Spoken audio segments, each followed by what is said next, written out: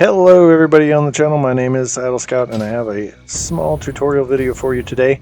It's a little different than some of the other ones that I've done were basic tutorials. This one's slightly more advanced, but one of the things I noticed when I first started getting into the train portion of the game is that there was a lot of tutorials explaining trains, but there wasn't a lot of tutorials that showed you the menus and the UI of configuring the trains and exactly where to push and what to do. And some of the UI components of the train system aren't as intuitive as I'd like them to be. And so I thought I'd go through actually pulling up the menus and showing you how to set up a train system. And what I have here is, this is my solo play world. And I have sort of my central hub. For those of you who saw my last video, I was building a dome and I've added on an extra portion, so I'm still in the building of that. In any case, I have this small train set up. So over here I have iron, copper, and caterium processing, smelting and constructors, and then I send the parts and iron ore through this station, and I send the ore over to this station, which is my steel manufacturing.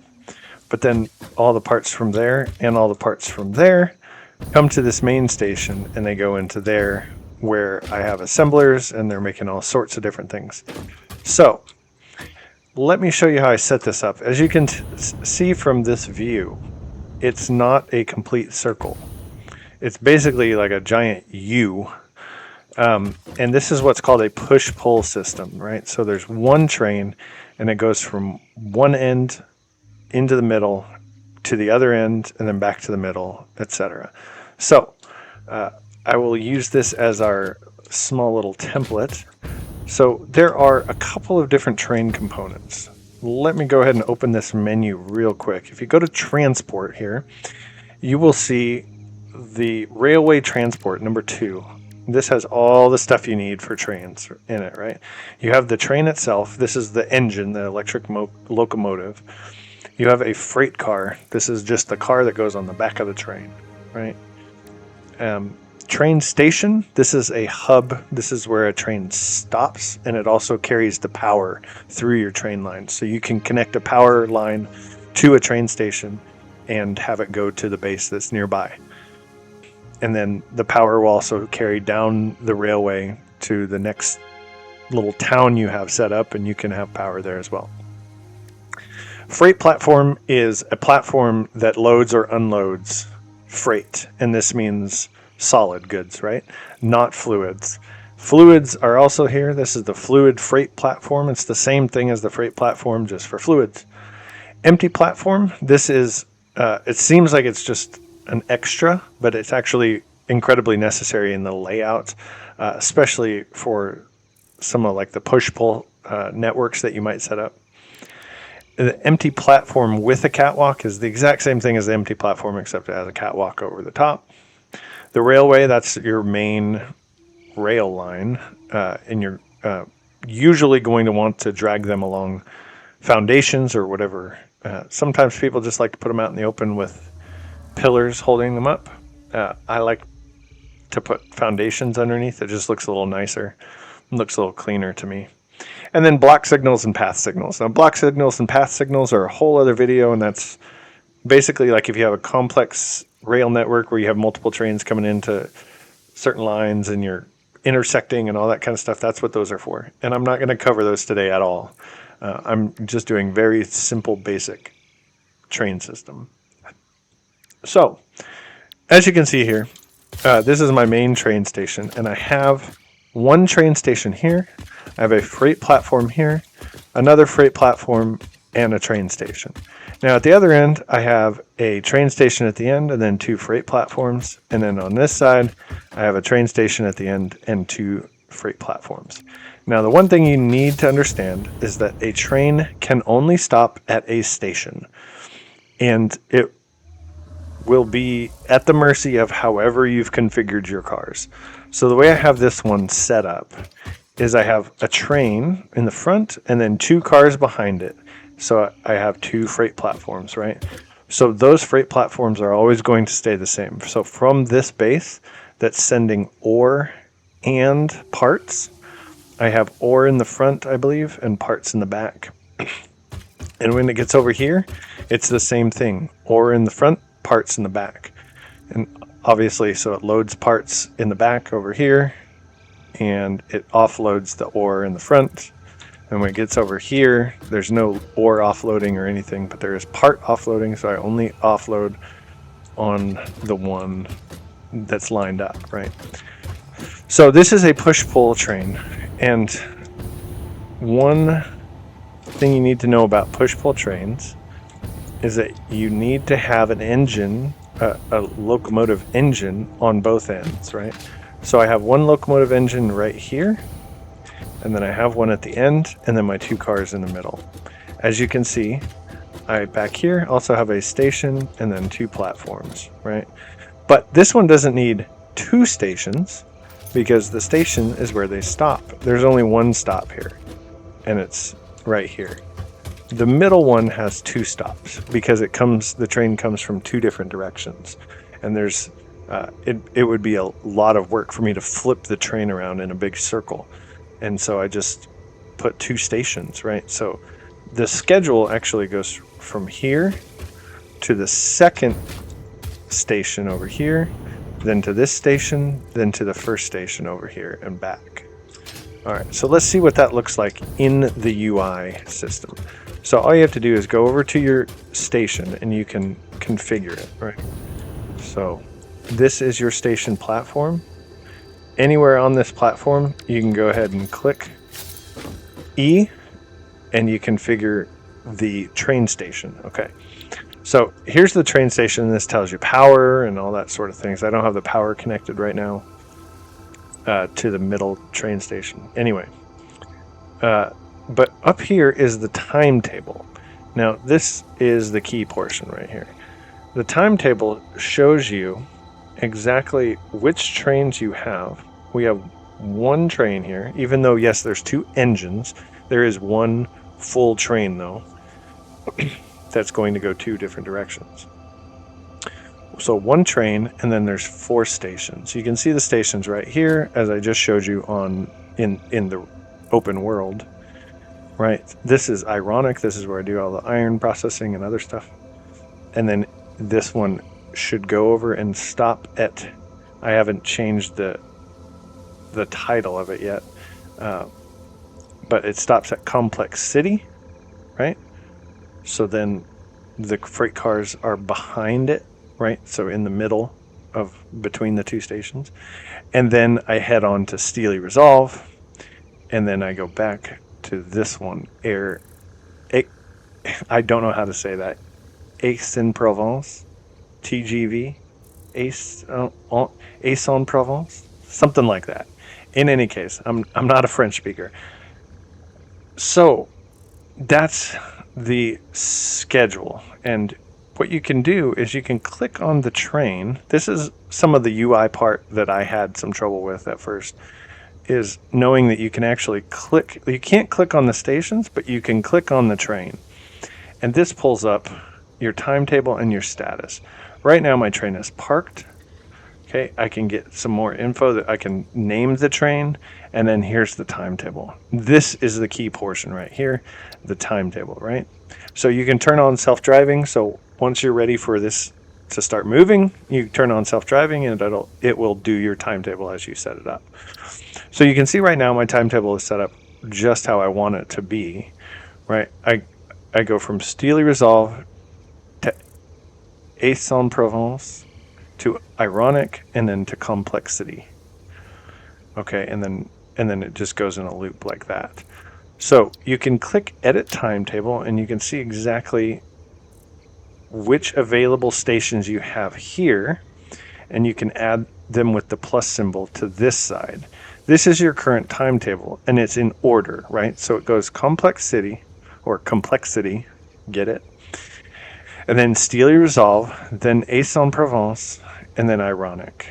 Okay, so that's how I have it set up. And then on each of these, you can actually click on them, click on the little settings icon, to set up what they offload and offload and onload.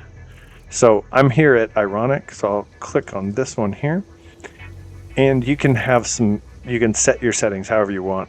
Right, this first one, locomotives should stay at the station until one load and unload has been completed, or until the freight wagon is completely loaded and unloaded.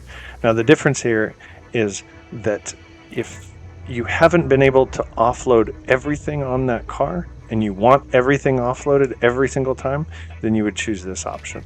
I have it on one load and unload because I have a lot of throughput coming off of that offload. Once it gets offloaded, it pulls it off really quickly.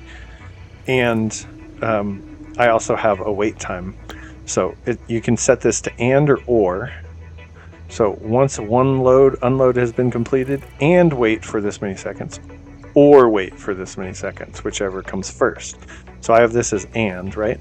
I want one load and unload to be complete, and I want you to wait for 240 seconds. Okay, so this is a small train line. It takes a little while for the bins to get filled. There's not a ton of material being moved back and forth, so 240 seconds for me works just fine. That's what, 4 minutes? Yeah, 4 minutes. Okay, so then we have load only and unload only, and this is where you can set up filters, right? If you have nothing on there, it'll just load and unload anything that's there. But obviously for Ironic, I wanted to only load or, and then all the items that I create over here. Okay, and I don't want it to unload anything, so I have nothing over here. And then you can save or discard. You can also add items, of course, and it'll add this item here, and you can scroll through and add whatever you want, or delete it. And there we go. Okay, so go ahead and click save. And now if I go to a different one, let's say complexity, I click on this one, you can see this one is unloading all the parts over here from the Ironic factory, and it's loading nothing. And then I go to Steely Resolve, which is my steel factory. You can see it's offloading the iron ore that I'm sending it from the iron area, and it's loading on the steel beams and steel pipes that it creates. And last one, the Aix-en-Provence. That's going to bug me. I'll look it up later. Obviously, this one is only unloading the steel beams and steel pipes because it's coming directly from the steel factory and it's loading nothing. So that is exactly how you set up a timetable, right? You can save changes, discard changes down here. And like I said, turn on self-driving, and you can scroll into here and see where your train stations are. I'm going to go ahead and back out of that. So one thing, a few things you need to know about these push-pull systems, right? Because it's push-pull, like I said before, you're going to have an engine facing away and an engine facing this way. Basically, one engine for each direction on that line. It's going to move eventually. The cars stay the same. Another thing you need to know is that train stations, when you place them, are pointed, right? They're directional, and they will have a giant arrow in the direction that the train is going to pull in from and stop. So you want that pointed the correct way. Now on these push-pull systems, what you want is you want this last station on the one end to be pointed away, obviously, because the train pulls in and stops. And then on the other end, way over there at the other end of the line, you're going to have it facing out as well. And then here in the middle, it's facing two different directions, of course. So just keep in mind that when this train moves, these rail cars do not change position. So this first rail car here, over here is going to be, this first rail car here is set up to this freight platform. Over here, it's going to be set up to that same freight platform. So what I told you earlier about the empty platform here, that's where these come in handy, right? For more complex systems that you have set up, you may want to place empty platforms in between freight stations and that way you can kind of space out where your cars are and where your cars end up. So one last thing I wanted to tell you is that I was not prepared when I first created trains. I was not prepared for how big these train stations are. They are gigantic. I mean, look at the size of the space elevator. We all thought that was huge. And look at the size of this train station. It's almost as big. It is huge. It takes up a lot of space. As you can see up here, I have this gigantic production area over here with a dome and all that. And this almost takes up half of that same footprint. It's ridiculous. So I hope later on maybe they give some more compact options, but yeah, just keep that in mind when you're planning. One other thing, I said only one other thing, and here I thought of one more thing. When these freight platforms offload into the platform, they have in the back loading and unloading conveyor belts that are on top of each other, right? So as you can see, this is my parts platform that comes in, and they're all coming off and they're going to an industrial container. So I use both conveyor belts just so that I can get all the throughput out before that train comes back. And I also have this container here to buffer that, right? In case this line over here gets backed up, I don't want this to get backed up. I don't want my trains to get backed up. So I put that buffer in there. You might even want to put two. It's up to you. So that is it for the very basics of how to set this up. Of course, if you have a train system that's not push-pull, that's one big circle, it's a little bit easier, right? You just set up the train stations in a big circle. Stop, stop, stop, stop, just like that. And it's easy as pie. Go ahead and set your filters and, just tinker around with it. It takes some fiddling with to get used to it, but it's not as intimidating as it seems at first. So that is all I have for this video. If you like videos like this, where we go through the menus and look at the UI and figure things out together, just go ahead and leave a comment below. And as always, I appreciate any likes or subscribes that you can give and that you have time to give. I truly appreciate you all. Thank you so much. My name is Idle Scout, and I will see you next time.